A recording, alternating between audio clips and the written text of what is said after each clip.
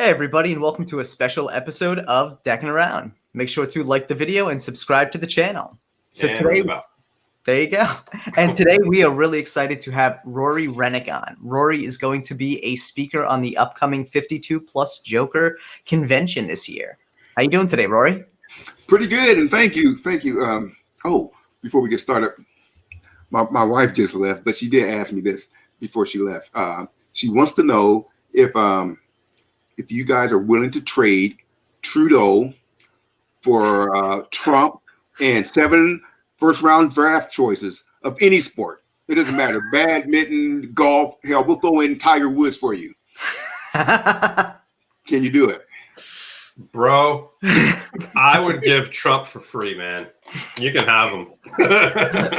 He can make Canada great again. Yeah, sweet. Let him do it. My gosh. I'm sure Canadians would love that trade. Oh man. So I probably lost about half of your audience now. That's all right. That's perfectly fine. We'll even make the deal better, and we'll throw in Justin Bieber with Trump. They can have him back. He can have him back. Yeah. They got rid of him once. I don't know if they want him back. That may sour the deal there. All right. Well, we'll add in Celine Dion. How's that? They can have her back too. Maybe. I feel like we've knocked on Justin Bieber and Celine Dion in the past. Which Celine Dion? Late 80s? I don't think Steve's a fan at all. Yeah, Steve's not a fan at all. I grew up with like the Titanic era Celine Dion. I don't mind it. Okay. But... Yeah, I did too, buddy. And no thanks. Pre-Titanic Dion. Okay. Yeah. So how you doing today, Rory? Thank you. I'm a little exhausted. It's exhausting being Black in America. Yeah, man. I can't even imagine. Yeah, but some of it's a good exhaustion because some of it's from a healthy workout of explanations to friends and family, with a lot of racial unrest in our country. People are looking for answers. People are looking for ways that they can help our country, and that's good. So I don't mind answering questions along those lines because some real frank discussions have taken place. People in the magic community as well. People are really starting to step up and say, "Hey, we've ignored something for so long, but what can we do now to make our country better?" And so, absolutely. And that's going across all political spectrums. I've got friends from the far right to the far left, and then you name it. But I think there's a genuine spirit of cooperation and inquiry, and I hope we don't squander this time. Yeah, no, dude, I agree. I mean, I think it's important to talk about it. I think it's important to listen to what other people are saying, and it's interesting because here you have 2 white dudes, right? And I think Tyler and I definitely are 2 white dudes who understand that listening is key in times like this where we're not offering advice, we're just listening to the advice, and it's definitely something that honestly we could probably talk about it for 57 hours straight and have amazing dialogue about it and information. I think there needs to be more information about this topic, not only in the world, but in the magic community, because I think it's in every community, right? Absolutely. And yeah, I think it's important. And I think the more people that we have on your side talking about it and letting us know what we can do to help, what we can do to understand better, what we can do to be an ally, a true ally, not one that's like, I'm an ally, I'm going to post a black picture. I mean, a blacked out picture, but someone who is really listening, And have you found it encouraging to see how many people have started to ask, inquire to you? Oh, yes. I've been invited to speak on a number of podcasts and shows in the entertainment field and also in the education. I work in the educational field as well, working with elementary school kids. Nice. A lot of them don't get a chance to get enough history. Well, when they do get history, it's about the same, the usual suspects. It's not real history. Yeah, Martin Luther King and Rosa Parks, and then you go back, Harriet Tubman and Frederick Douglass. Yeah. And our history expands far beyond those four. It's okay, but not as a knock to the educational system as a whole, because I realize that so much history has taken place in the last 50 years that when I was going to school, I'm a lot older than you guys, but I remember when the Civil War could be a whole chapter in a book could be utilized, which now may get reduced to maybe 3 or 4 pages. Yeah. And so just the sheer amount of information to process is overloading our children, and so we need to get them to some resources and some avenues that the schools aren't just teaching to test for. Yeah. Right. 100% agreed. Yeah, it's a crazy world right now.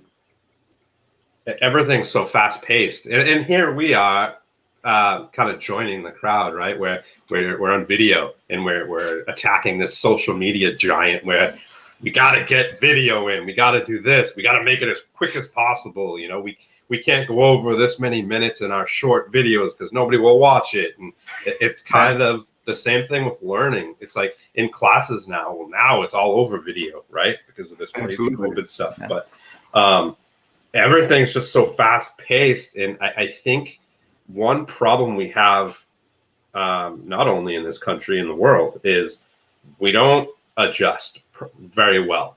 I think there's been so many changes in the way we live, and we're not like kind of adjusting with the times, right?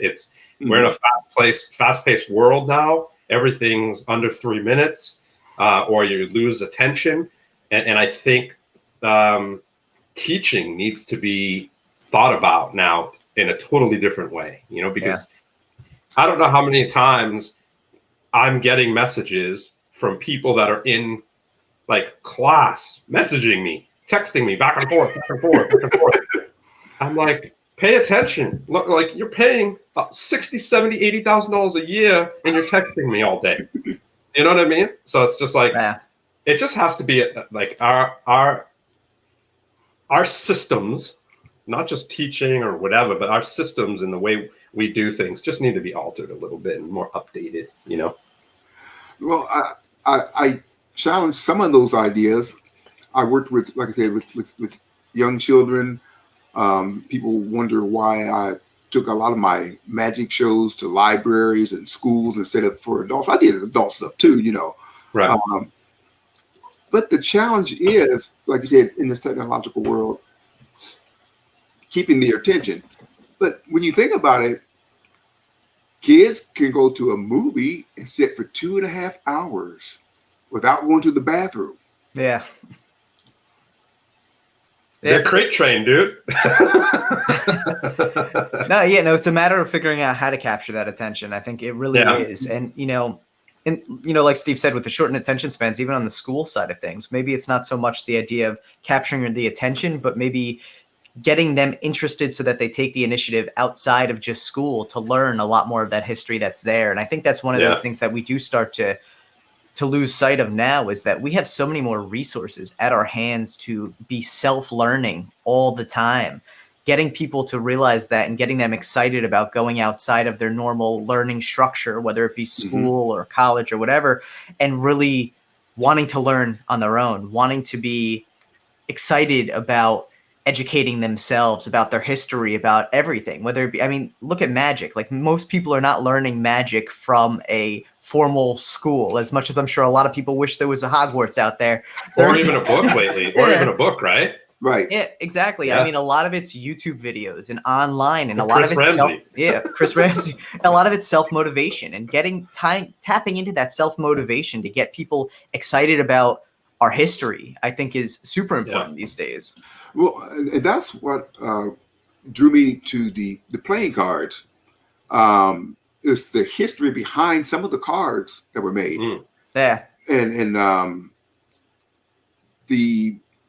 going to be speaking at the 52 Plus Joker convention. Yeah. And a lot of it has to do with history that was kind of forgotten or maybe just not delved into. I think some of the cards and the history and the images on the cards are worth excavating. There's a lot of rich history, and I'll be sharing a couple of those with the public, and I think they'll be pleasantly surprised. They'll be moved on certain levels. They're going to be amused, and hopefully some of their ideals will be challenged. No, that's exciting though, and I think awesome. I think one of the great things this year about the 52 Plus Joker convention going online is there's such a wider audience that hopefully this will reach now. It's not just limited to a physical location where people are going to come in and be able to hear you speak. People are going to be able to hear you speak not only at the convention, but in theory beyond, because it'll be recorded and kind of archived to some extent. It's exciting. Yes. Yeah, it's cool. Now, you said just a lot of the history of cards you'll be talking about, images and stuff like that. What actually got you into cards in Magic? Well, Magic, I have the cliche cereal box Magic kit. My brother and I destroyed it. But what was interesting for me is that I grew up in the projects, in the hood, so to say. Yeah. And I never saw anyone who looked like me, performing Magic. I mean, well, there was some cards missing and baby, yeah. But we didn't call it Magic as such. Nobody came and pressed digitize Larry's car, okay? Yeah. They didn't tell you that they were going to show you Magic. They just did it.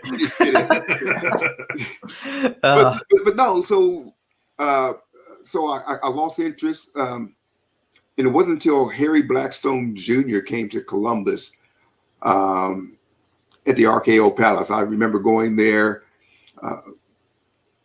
I was probably like 20, and there was maybe like 4 or 5 Black people in the whole audience, and it held about 2,000 people. Wow. I remember coming back and saying, man, this is amazing. But then I went away to college, and so first of all, Magic didn't fit into my cultural viewpoint. Then when I went to college, I studied psychological services, and Magic wasn't real enough for me. Right.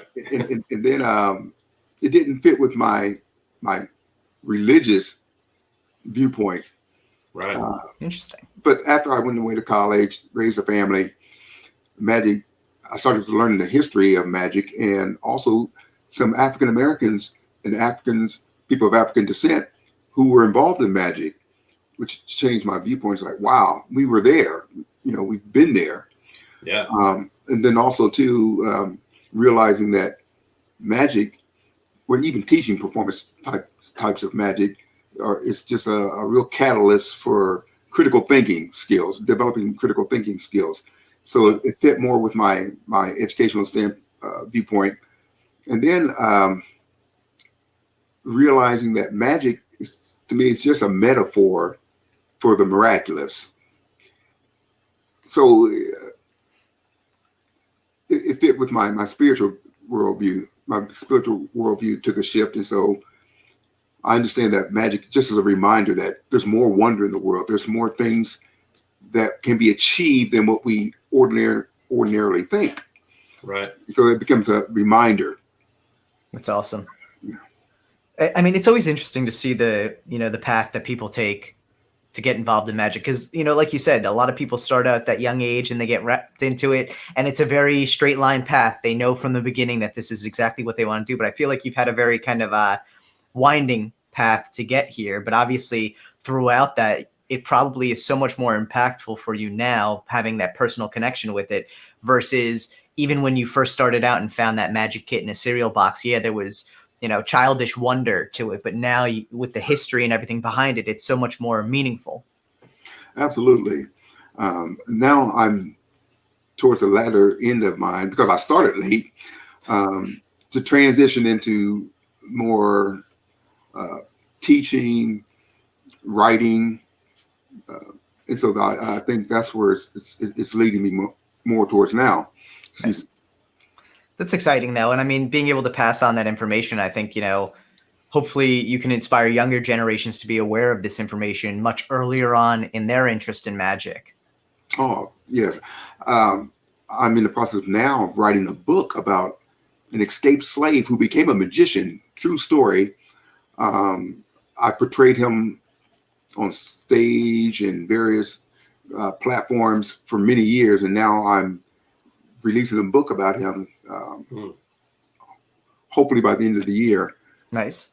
And so that's given me more thought to what other magicians of color that haven't seen the light of day because of the time they lived in, the environment they lived in.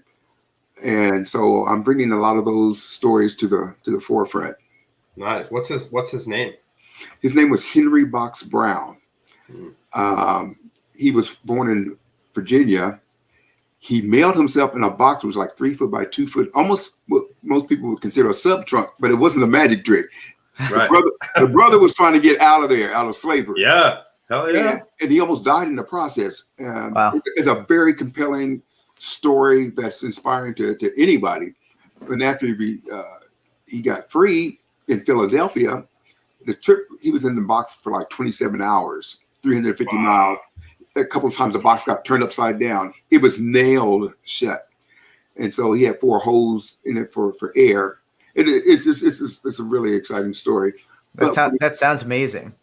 But when he got free, he was on the anti-slavery lecture circuit, and he learned to speak from listening to people like William Wells, Frederick Douglass, and he was on the anti-slavery lecture circuit until the fugitive slave law kicked in. And then, of course, they were capturing Black people, mostly that were slaves, and returning them back to the South. Well, It became unsafe because he was lecturing in Rhode Island, in Providence, and he almost got captured twice. Five men accosted him, and he was able to fight and free himself. Excuse me. Well, after it happened twice within 48 hours, he knew that it was unsafe in America.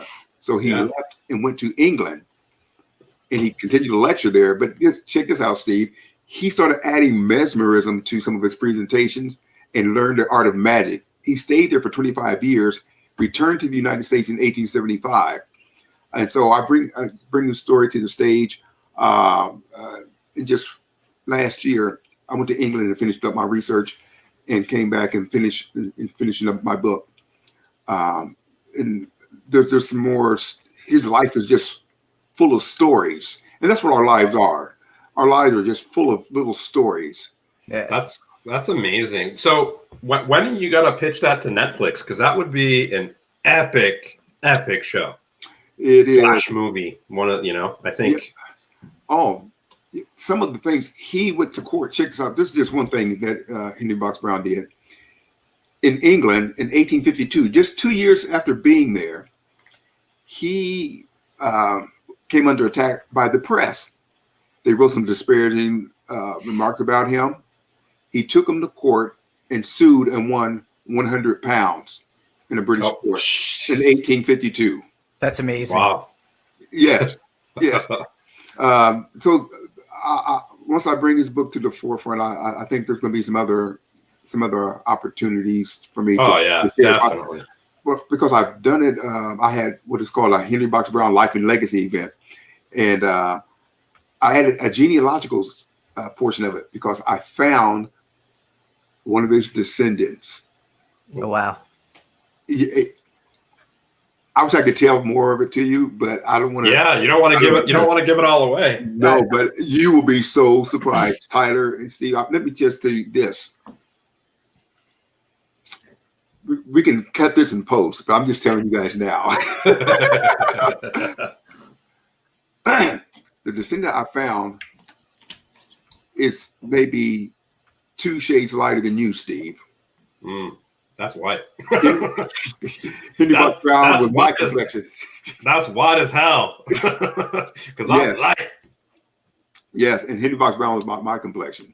Yeah. Wow. Well, when he went to England, he remarried.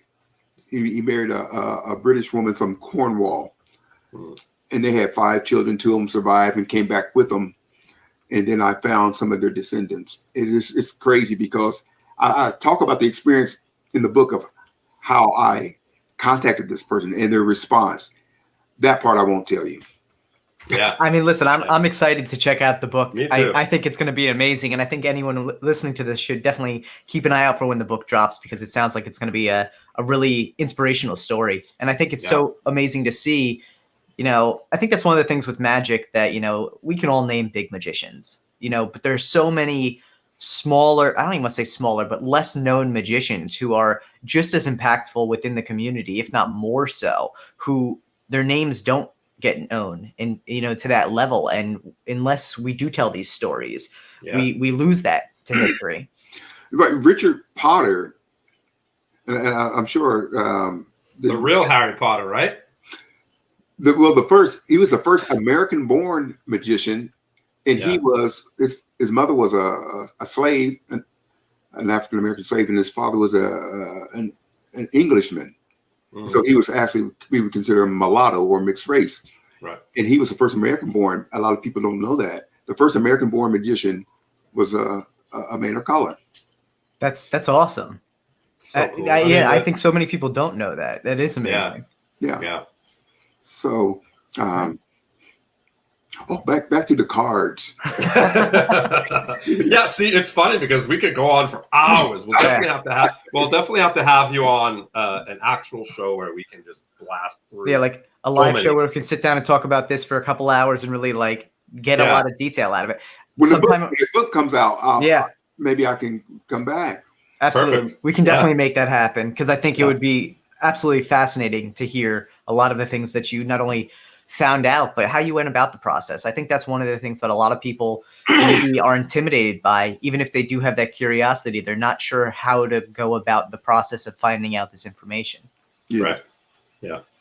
But like you said, back to the cards, what are you really, with 52 and Joker, like, how did you get involved with 52 plus Joker?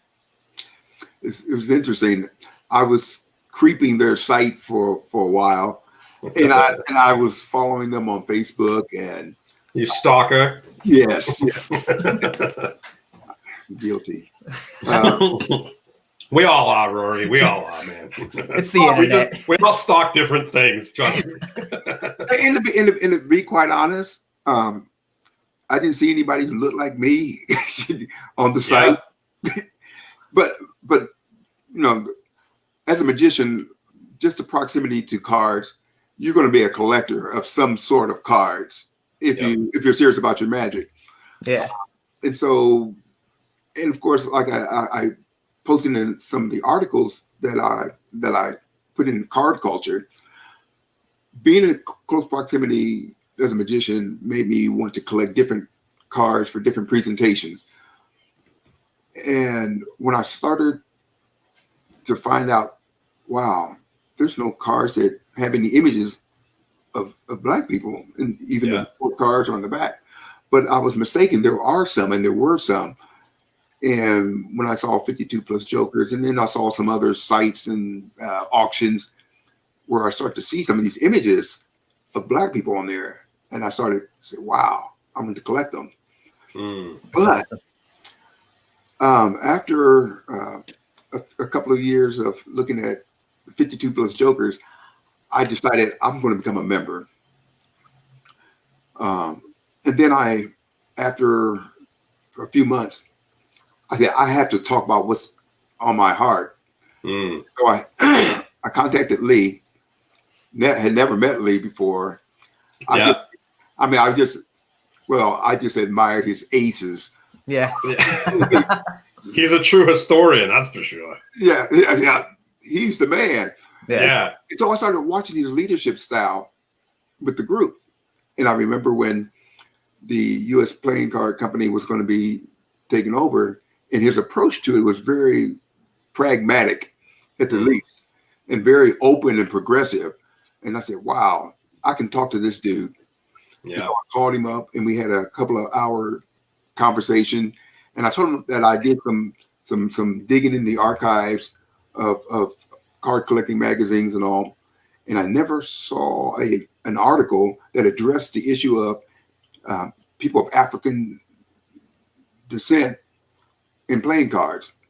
Yeah. And in true humility and now I have so much admiration. He says, Rory, it's not that the card collecting organizations aren't aware of it. They just didn't have the language to talk about it. Right. And I could really, appreciate that.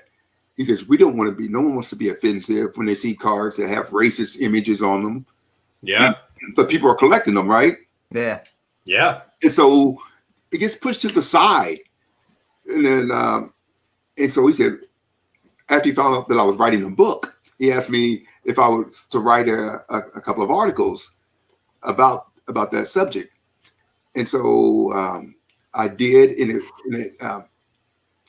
it aired. I'm not aired. It was in the January issue at the beginning of the year. This is before the George Floyd murders and all those things. This is before that type of unrest came about. He says, I said, well, maybe just do it for February for Black History Month. He says, no, we're not going to do that. That's too cliche, right? Yeah. Yeah. So Lee he's so far beyond that, man. It's like, yeah, no, we're going to hit it January. Start the year off the right way. Yeah, it's going to be one way or another. But it was well received. I got a lot of good feedback, and so I talked about a couple of decks, and then I said, well, there's a deck that I had to really address. And so the March issue, I wrote about it. It's called the Cotton Bell Route deck. And on the deck, the back of the deck has a little black girl in a dress. She's eating, has a big watermelon with bites taken out of it. Mm. She's surrounded by a cotton wreath. And so, wow, I said, what could be more racist than that? Yeah. And when I first saw the card in the market, I was really disgusted. I mean, the visceral response you get to seeing something like that, if you're a Black person, you're thinking, what in the world? But I know that everything happens in a context, right? And so I wanted to find out, well, how did this come about? And so I started researching that particular card.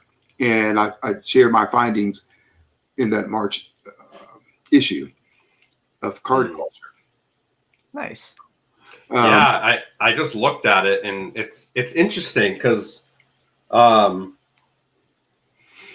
just seeing these things that were printed from the past, or there's so many things that we don't even think about, right? And obviously, I don't want to open this huge door of diving down things that are inappropriate, because obviously there's so many things that are inappropriate with what we know of today, right?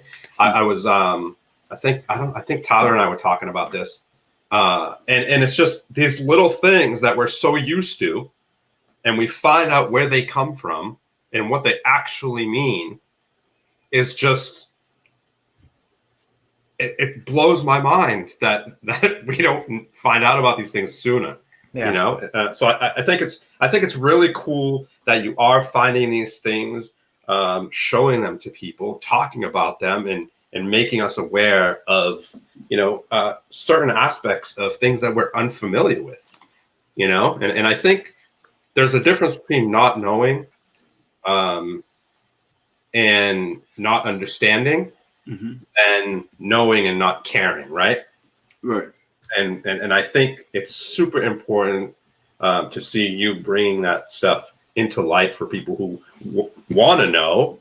They're just unaware they want to know. So when you bring it to their attention, they're like, oh my gosh, You know, it's pretty amazing that you even can find that stuff too.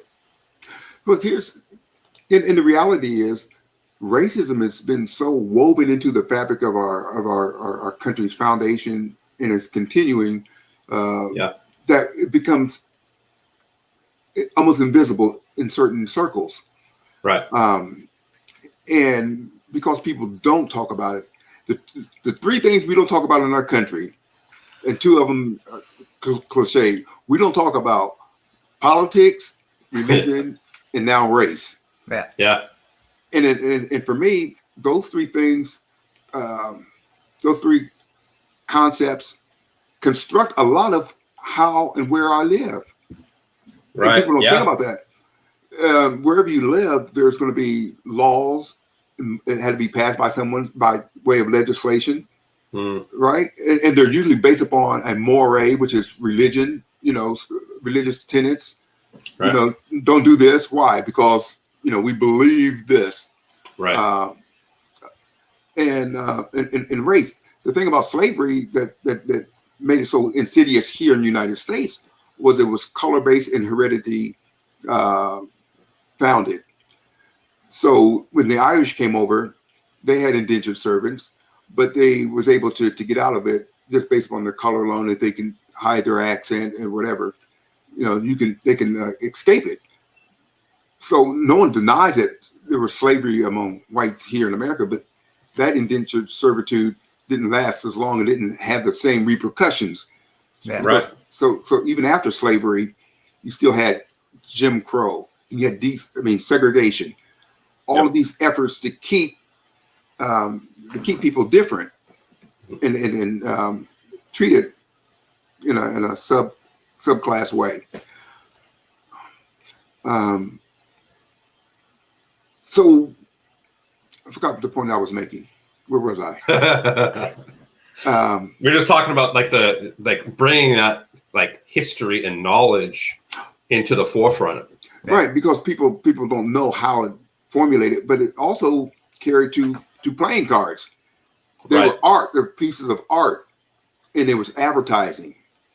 And so advertising and art, sometimes they have dual purposes. Yeah. A lot of times you use the art to promote an idea, a concept. And it was the arts. And so when I think of our playing cards or even as magic, we're using that to promote an idea, a concept. When you look at the playing cards, those pieces of art speak for people sometimes or to a people sometimes. And we have to be really cognizant as to why were these Black images made this way on the playing cards. Yes, they were advertising, but what else were they advertising? A concept that this is how Black people should be seen, or how we see them. And so that's the reality that we can't ignore. And we do our card collecting community a disservice if we don't address it. Yeah, no, for sure. I agree. And I think that, Tyler and I have actually talked about this. There's different levels of collectors, right? You have you have the people who aren't involved with 52 plus, and you have the people who are. A lot of people would be interested in being a part of the group. A lot of people don't know about it. It's really I think a lot of people don't know about it as collectors. But I think being part of this year's convention, being that it is going to be all on the internet, is going to really open up doors for people learning about the convention and 52 plus, and allowing them to dive in a little bit more to the history of playing cards. And I think that's important, because then you'll get to see those images, that artwork that you speak of. And I think a lot of people are going to be intrigued by it, and there's nothing else but picking up knowledge when you see something like that. Absolutely. Yeah. We're looking forward. We're definitely looking forward to your I guess call it a lecture or your speech or presentation, however you call it. I'm really excited for it. Do you have the slide? Do you have the slide? So let me see if I can. pull it up real quick here. It'll take me a second to get it in, but I can definitely grab it. And so Tyler's a savage when it comes to this stuff. He's on it. while I'm pulling this up, why don't we talk about the giveaway that you had mentioned that you wanted to kind of put out for the community? Absolutely. This is a deck. Oops, put it this way. You'll see. Heck yeah. Nice. How about that? Black Panther deck. Yes. And let me put it over this way. Nice. It was produced a couple of years ago when the first movie came out. And in my sheer excitement, I grabbed up as many decks as I could. They weren't being sold by the brick. And I've held on to them. But now people are asking me, since the death of Chadwick Boseman, do I have any of these decks left? And I do have a few, and so I want to give some and share some with your community that watches Deckin Around. And hey, this is a pretty cool deck. I have to admit it. It's an awesome looking deck. Amazing. Yeah. So what we're going to do for anyone who's interested in entering for a giveaway for a chance to win one of these decks, make sure to comment below what type of weapon was Michael B. Jordan talking about in the museum scene in the Black Panther movie. Anyone who comments below, we're going to take your name, we're going to pick a random winner, and you're going to receive one of the Black Panther Marvel playing card decks. Yeah. Oh, that's cool. Yeah, I think it's... Thank you for that. I think that's important. And, he was... an icon and legend in such a short span of time, and it's unfortunate. Tyler and I talked about this. I usually am not affected by celebrities, and this might sound a little mean, but I'm usually not affected by celebrities dying. Right. I'm not going to lie. Everybody died. My grandmother died. They affect me a little more, but him passing just affected me in a way that because of how important that movie was, what it did to our environment and to our society, and just the movement it created. I don't know how many people walk around to this day and say Wakanda Forever, and I'm like, guys, there you go. Yeah, exactly. I had to stretch there a little bit. Yeah, no, and I think that's pretty amazing because, absolutely, yes, Wakanda doesn't exist, but at the same time, it does exist, right? And it exists for people who understand what it means. 100%, right? And I think those that don't understand the actual meaning of what Wakanda is, what he did for our society was huge, and I'm truly saddened by his death. That is so true, Steve. That reminded me, I was doing some magic performing at a place called the Center of Science and Industry. I was the first magician to have a regular program that was doing with the space and travel. But I had a platform, and I would do a show, but then I would do some strolling around it's a big, huge facility. And I remember a person approached me, and they were saying, well, magic isn't real. And I said, that might be. I said, but then I held up a telephone. I said, at what point was this telephone real? Yeah. When it was in the mind of the person who created? Was it when he sketched it out? Was it when he went to the manufacturers to get the parts? Yeah. When it was assembled? At what point is it real? You want to challenge what is real. So what's inside of here? You were talking about, Wakanda. Yeah. At what point is it not real? Yeah. I'll leave it at that. Yeah, no, for sure. I hear you. That's beautiful. And we appreciate you speaking on everything you spoke about. And like we said, we're definitely going to have you on because, you know, obviously our 15, 20 minutes has turned into 40 minutes. And we're gonna have you on an actual show where we can dive into this stuff because it's important, and I just love fucking hearing about it, to be honest. Excuse my language. I went 40 minutes without swearing. I'm proud of you, Steve. So let's end with talking a little bit about the convention in your lecture and you know, kind of touch a hint on that. We don't want to give too much away. Let me pull up the teaser let's talk about that, and then we'll. Okay. I'll pull this up real quick. Yes. A journey of jokers, juice, and models. Nice. I know it almost sounds like a porno movie, doesn't it? I assure you, there will be no nudity. Okay. That's still. You should still tune in now. Yeah. Tune in. Yeah, tune in. No, you'll be surprised because there's some things that I say about jokers and things I say about juice. Nice. And why you gotta bring Jews into this? No, I'm just everyone's welcome to my lecture. There you go. Awesome. Yeah, and just as maybe models in different ways that you may not have thought of.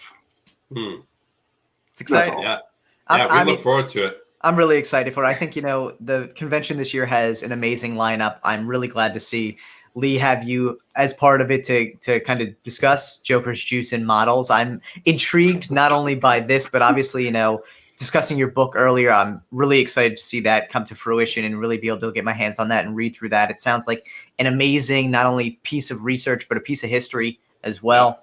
So, Rory, thank you very much for that. Yeah. Oh, thank you for having me. I've really enjoyed myself. No, we've enjoyed having you on. We look forward to chatting more in general and on a future episode of Deckin Around for sure. And for anyone who's curious, the convention this year is going to be Wednesday, October 14th to Saturday, October 17th. It is obviously all online, but make sure to check out 52plusjoker.org for more information as they release the schedule, the guests, and some of the convention topics. Excellent. Thank you so much, Rory. Thank you so much. You guys have a great evening. You as well. Too. Thank you. See you, everybody.